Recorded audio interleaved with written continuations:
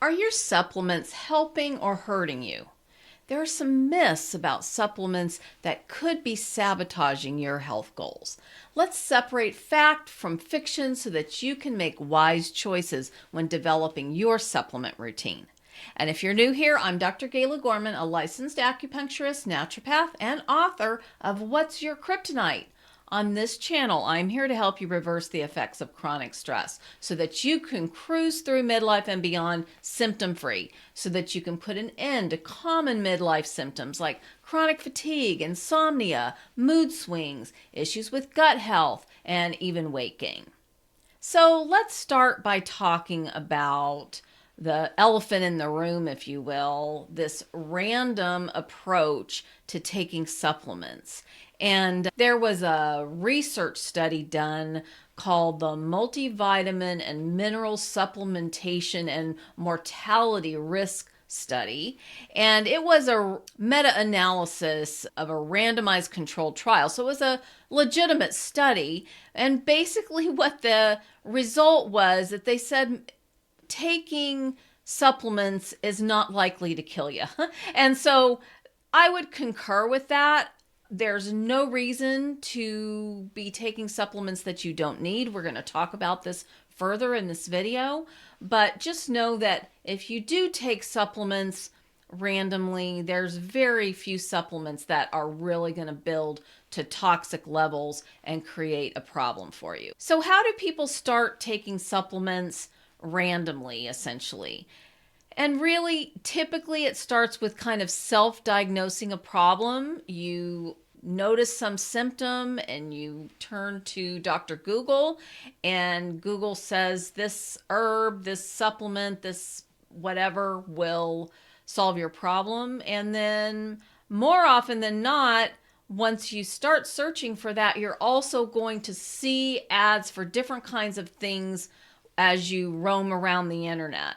And so it can be very important to really take all of the information into consideration and then run it by your trusted person that is guiding you with your individual protocols, so that you really are not just consuming things that, in the light of day, taking the big picture into consideration, don't make sense. Oftentimes we misinterpret what we're reading, particularly on the internet, because they're not taking everything into consideration. And you might even be misinterpreting the label. The labels oftentimes aren't going to tell you what the thing is used for. They're honestly not allowed to do that, because essentially they would be matching the supplement to a symptom or a diagnosis, and the alternative medicine world is not allowed to do that. That is left for the medical professionals. And so that's why we end up having some supplement that we started taking, and then we may not even be able to remember what we're taking it for. If you're taking a medication that's got a label on it, at least you know what doctor you got it from, and they've got some records theoretically for why they prescribed it to you. But the problem with the medication is that you may have medications from several different doctors, and do those doctors all compare notes when they're prescribing things to you? No. And that's why you end up with a lot of symptoms compounding, because a medication will lead to another symptom and the dots aren't connected because nobody talks to each other. So the next thing I will say that's kind of a myth is that more is better. That, if you've got another symptom or another place where you have a suspected deficiency, that you can just supplement around it.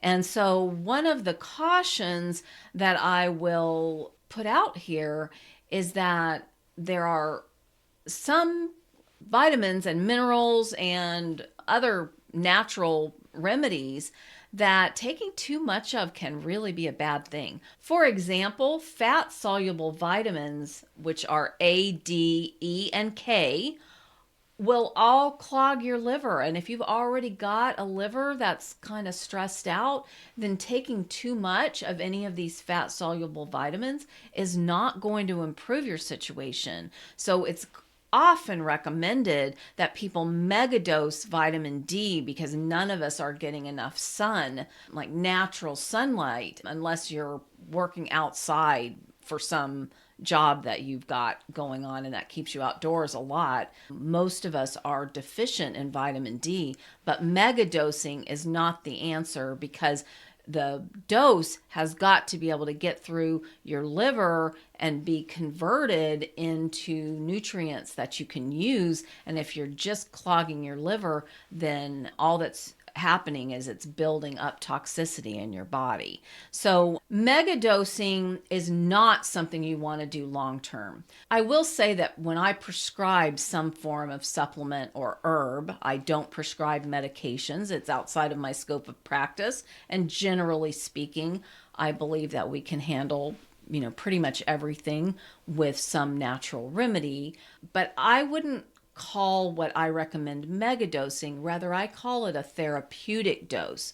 And so we take a therapeutic dose of something short term. That's typically 1 week, 2 week, 3 weeks. And then we take a period of time off, and we may never take that supplement again, or we may reintroduce it after a week or month or even year. But I never recommend taking something long term unless we're supplementing like an organ that was removed, or there's some other situation that really just uniquely calls for it. Otherwise, we want to make sure that we're getting our nutrients essentially from the food that we're consuming. That's what our body is designed to convert into something we can use to make energy. And when we're trying to supplement around it, it really throws a lot of things out of balance. The other thing that I will say people often do is just take their supplements at a time that's most convenient. And I understand this. This makes sense. Whenever I put somebody on a protocol, I really try to make sure that I'm organizing the recommended timing based on things that make sense and make it as convenient as possible for the person that I'm working with. But if you're taking supplements just sort of randomly whenever you kind of get around to it, they may not even be converted into anything usable because your body was not in the appropriate, essentially, frame of mind to be able to process that. So, for example, we take vitamins and minerals typically with food. These are meant to enhance the food quality. Even if we eat the highest quality diet, so much of our food supply is depleted now from vitamins and minerals that it can be important to supplement there. But these vitamins and minerals need to be taken with the food that we're consuming because they're meant to be digested in that way. Typically, I recommend that we take herbs away from food. They tend to get diluted with food and aren't as effective. And if I'm recommending any sort of homeopathic remedy, we'll take a homeopathic remedy and herbs at the same time. And then the other thing that I often recommend is some sort of detoxification support or binder. And we take those in between this morning and evening herbal supplement and the main meal vitamin and mineral supplement. We find a time in the late morning or afternoon where we can take the detoxification support and the binders that are sort of away from everything else, because those are going to bind to things even that we potentially don't want them to bind to and sabotage our efforts. As I mentioned, we really don't want to take anything long term. Typically, we're taking something around 3 weeks. Occasionally, that will extend to a month or two or three, but never several years. So if you're taking supplements that you have been taking for an extended period of time, meaning let's just say more than 6 months or a year, that supplement is not doing you any good any longer and probably has confused your body, your internal signals, and is allowing toxicity to accumulate. When you take supplements that aren't necessary, it adds toxicity and that causes internal stress. This is an example of one of the countless ways stress creates symptoms and other health issues, especially during menopause. I created a video that shows you how to eliminate these symptoms naturally, so I'll make sure to link to it below this video. But make sure you hit subscribe too, because I share a lot of tips when it comes to dealing with stress that's become toxic. Relieving the nasty symptoms stress creates makes cruising through midlife a breeze. So the next sort of myth I will say is that really there's no difference between a generic supplement that you would get at a big box store versus a high quality supplement that you're going to get from a brand that is maybe even only available to practitioners. And so I would want to question whether these generic brands have been third party tested, what kind of manufacturing standards they go through, and then also there tends to have been some sort of bioavailability study done with the higher quality brands so that we know that the formulation has been done to make sure that we're actually getting the most benefit. So there's no reason to take a supplement and spend the money for it, even if you're getting it for a discounted amount, and find out that it's just really added more toxicity and hasn't even helped with whatever problem you were hoping to address with it. The other thing too that I will say is that often people think that they can pretty much just supplement around a deficiency. They may be thinking that they can rely solely on supplements instead of like a balanced diet.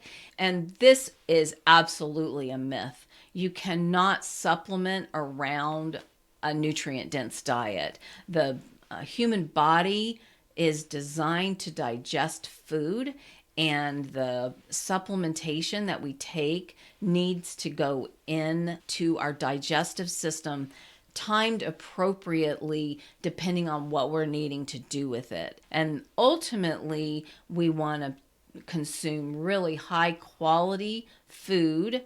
I call them raw building blocks so that our body can convert that into high quality energy. That's what we use to move around the planet and also to do the repair work that is necessary to keep this human body operating on all cylinders. It's really important that we understand that there's this synergistic effect of the nutrients in the food and the way they process in our digestive tract and get through to elimination. Our body is designed really wisely, and it knows when it's got too much of something. And if our organs and systems aren't clogged, it will just excrete what it doesn't need. If we take things in supplement form, we can very easily overwhelm our system because our body does not naturally process that in the same way. Dietary fiber and phytochemicals are extremely important. Phytochemicals are essentially the kind of chemicals that come from eating fruits and vegetables. It's like when you eat a ripe plant or fruit, the phytochemicals are essentially the chemicals that were created by that plant converting light into the energy to make the fruit. And that also has a byproduct of dietary fiber. There was a study published in JAMA Internal Medicine in 2019. It was titled Association of Dietary Supplement Use with Specific Micronutrient Intakes Among Middle-Aged American Adults. And they found that many adults are exceeding the upper limit of safe nutrient intake when combining supplements with foods, because really we may be eating sufficient nutrients in the diet, and then we're supplementing on top of that, and it's more than we need. And it's just, again, confusing our body and adding more toxicity to a body that's already struggling to manage the toxicity from all the sources in our environment and the world we live in. So these are just some of the quick myths that I thought I would address when considering supplementing with vitamins, minerals, herbs, any sort of supplement. So I'm just wondering what you found with supplementation. Do you avoid supplementation altogether? Are you judicious with your supplementing, or do you find that you kind of supplement randomly? So if you've got anything to share, just comment wherever you find this video. And if your best efforts to live a healthy lifestyle and do all the things you've been led to think are supposed to work aren't getting the job done, you may even be feeling like you take 2 steps forward and 3 back. In my next video, I'll show you how to manage the toxic stress that's sabotaging your efforts. You can eliminate the symptoms that seem to be piling up in midlife naturally without medication, crazy diets, intense exercise, crazy supplement routine, or any other unsustainable lifestyle hack.